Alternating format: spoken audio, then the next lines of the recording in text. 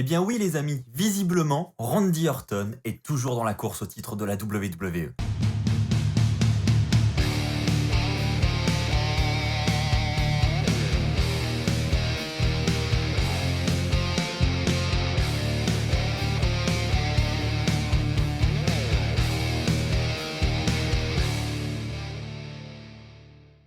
Bonjour à toutes et à tous, c'est Axel de la chaîne YouTube WWE Fan France, j'espère que vous allez tous très bien.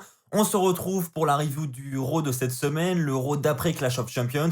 Donc évidemment, beaucoup de questions se posent. Est-ce que certaines rivalités vont continuer? Est-ce qu'on va avoir de nouveaux challengers pour certains titres? Bref, on a eu beaucoup de réponses durant cet épisode de Raw et donc évidemment, on va y revenir ensemble. C'est parti, commençons avec le premier point de la soirée. Pour commencer la soirée, nous avons un match de championnat pour le titre féminin de Raw, un rematch de Clash of Champions. Effectivement, suite à l'attaque de Zelina Vega sur Asuka lors du dernier pay-per-view, elle a eu le droit à un rematch à Raw cette semaine.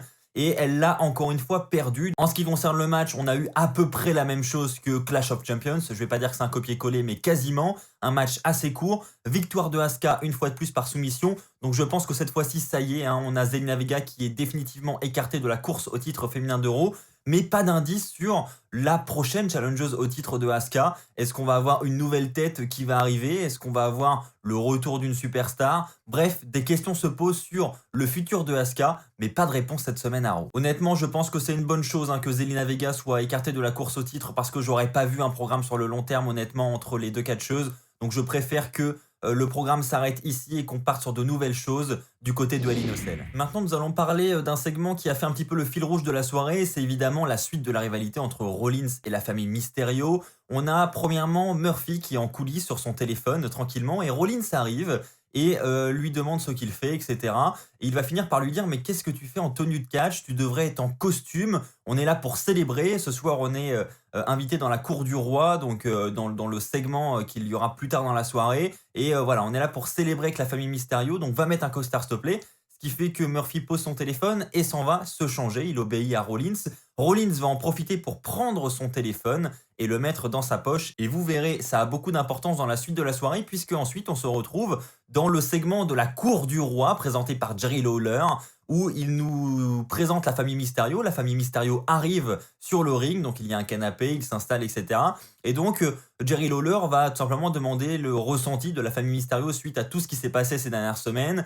Rey Mysterio va dire que Rollins s'en prend à sa famille, il n'y a rien de plus précieux que sa famille, enfin bref, il défend comme d'habitude sa famille. Du côté de Dominic, ça va être un petit peu le même discours, il va dire que cela dure depuis trop longtemps, il veut mettre fin à tout ça, la prochaine fois qu'il remet les mains sur Rollins, ce sera la fin de cette rivalité, il va mettre fin à tout ça. Et enfin, on en arrive à la fille de Rey Mysterio, Alaya, on lui demande son avis, son ressenti sur ce qui s'est passé la semaine dernière. Elle va dire qu'elle est encore troublée par tout ce qui s'est passé. Elle dira qu'elle était assise en coulisses et que c'est Murphy qui est venu s'asseoir à côté d'elle. Elle n'y est pour rien. Et ensuite, elle va être coupée par Seth Rollins qui va intervenir via le titantron de la scène d'entrée. Et sur cet écran géant, il va tout simplement nous faire une grosse révélation. Il va nous dire, sur ce ring actuellement, il y a un menteur dans la famille Mysterio. Et ensuite, il nous présente tout simplement un screenshot d'une conversation. Et il s'agit d'une conversation entre Murphy et Alaya. On y voit Murphy s'excuser au prix d'Alaya. Elle va en quelque sorte un petit peu accepter ses excuses. Elle va dire que c'était une mauvaise passe, etc. Et elle va même lui souhaiter bon anniversaire dans ce screenshot, dans cette conversation. Alaya va évidemment mal prendre cette révélation et elle va dire à tout le monde que Murphy n'est pas comme Rollins.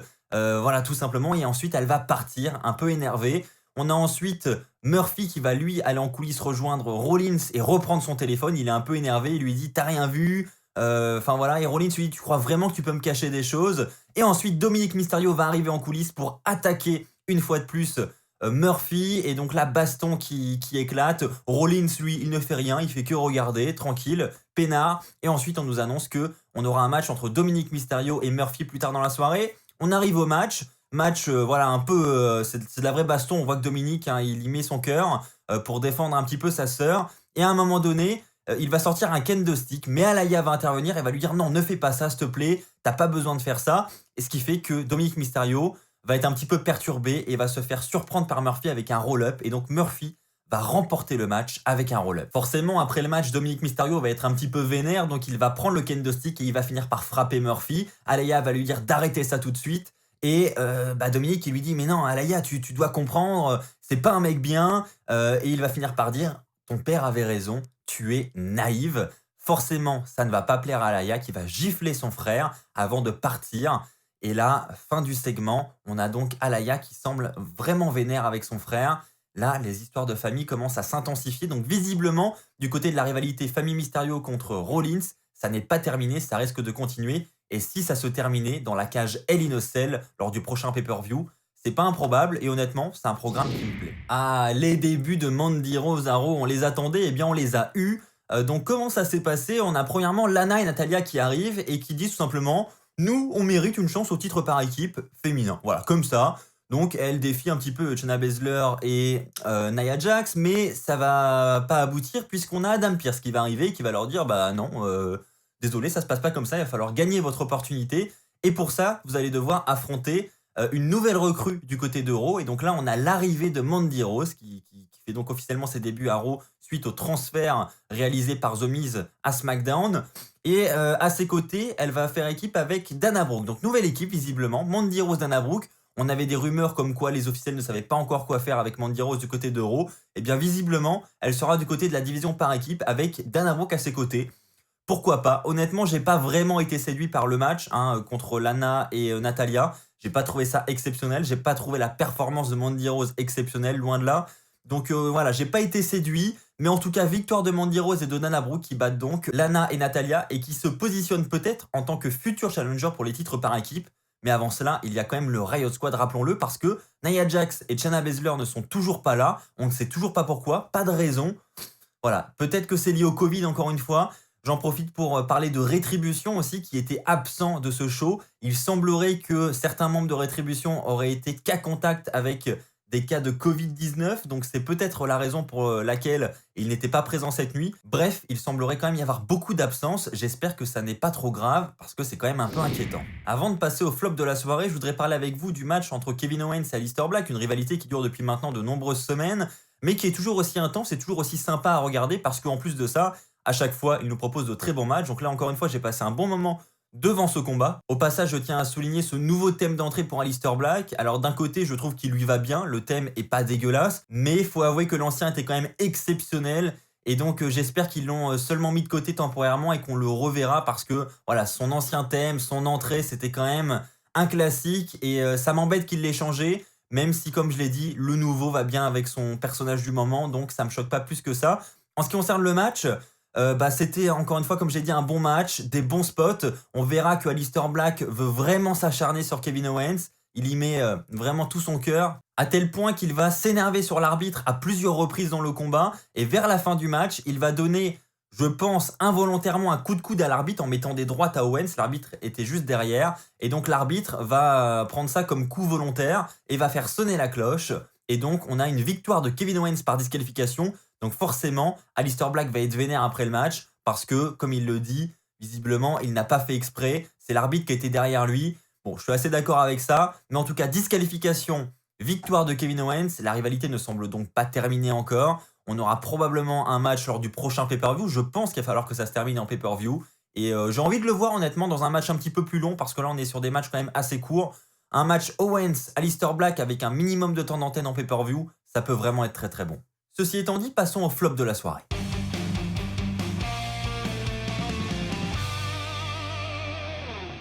Je suis sûr que pour ceux qui me connaissent et qui suivent mes reviews chaque semaine, vous savez ce que je vais mettre en flop de la soirée. Je vais parler de Hurt Business parce que oui, j'en ai marre d'avoir la même chose chaque semaine. Encore une fois, un segment avec Apollo Crews, avec Mustafa Ali et avec Ricochet. Encore un tag team match. Toujours pareil, petit segment en backstage. Moi, le segment en backstage avec l'officiel qui vient s'installer à la table de Hurt Business pour déjeuner, style de rien, qui mange comme si de rien n'était. J'avoue, ça m'a bien fait marrer avec Bobby Lashley qui le jarte. Mais par contre, voilà, tout ce qui est segment avec les trois catcheurs que je viens de citer, qu'on a depuis des semaines, passez à autre chose, quoi. Je veux dire, vous avez un clan qui est solide, franchement, qui enchaîne les victoires en plus en ce moment. Eh bien voilà, c'est le moment de mettre d'autres adversaires face à eux et de construire de nouvelles choses plutôt que de recycler voilà, des choses qu'on a déjà vues de semaine en semaine. Ça m'ennuie un petit peu et j'insiste parce que je suis persuadé qu'il y a beaucoup de potentiel derrière Hurt Business. mais malheureusement, on leur donne pas leur chance. Ceci étant dit, passons au top de la soirée.